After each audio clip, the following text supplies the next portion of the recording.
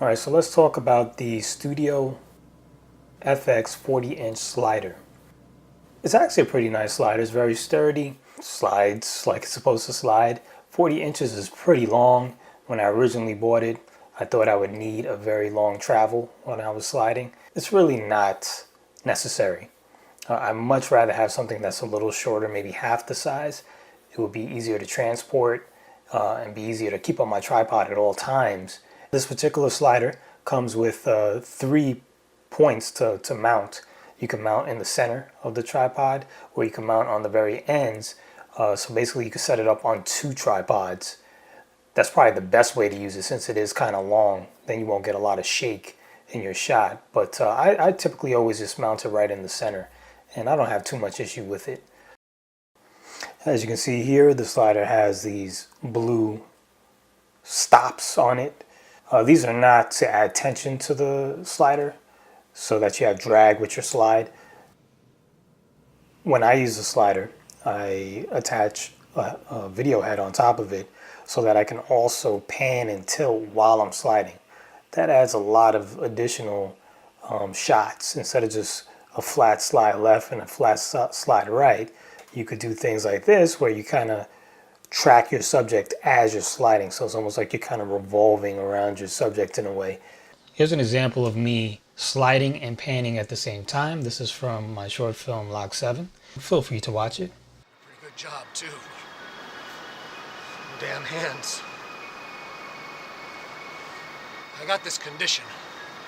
Another thing that I use this for, interestingly enough, is as a poor man's jib. Because it's very long, you can kind of slide your camera to the very end of the slider and then use the other end kind of as a handle to crank it up and down in the air as if you were using a jib.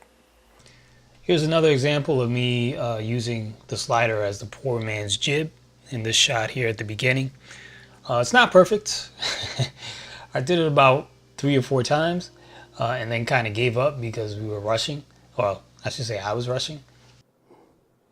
You can adjust this so it's vertical, and then you could just you could do up and down shots too with the slider. It doesn't only have to be left to right. I mean, you could do that fig jib thing, and you could do some of this. Another thing that you're probably going to want for the slider is a ball head of some sort. If you want to use this slider vertically, you need the ball head to shift your camera to a different position. Another thing that comes with this slider that's pretty cool is this pouch right here. And this pouch is filled with all kinds of magic.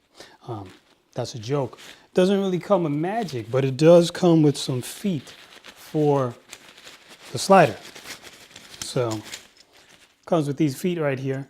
You just attach those to the slider on either end, and you could just set it down on the floor or on a table. So there you have it. That's the studioFx 40-inch slider. It's not a bad slider. It's very inexpensive. It's a little bit long. You know, I thought bigger would be better when I bought it, but honestly, when it comes to sliders, especially when you're using them for like weddings and things, I think you probably want something a little shorter than this. 1, because it's easier to transport, and 2, you can almost just keep it on your camera at all times. This, you certainly cannot keep on your cameras at all times unless you want to get stuck in like doorways and just look crazy. So, other than that, if you do need a long slider for making your films, maybe you want to get long pushes and pulls and stuff, this will do it. You know, obviously the big boy sliders with the gears on the end and stuff help with the drag for when you're making your slides. Those are definitely better. It is very hard to get a perfectly smooth slide with this, but it's still pretty decent. So there you go. There you have it. If you found this review helpful, please don't forget to like and subscribe to my channel for future videos, and I guess I'll see you soon. Thanks for watching.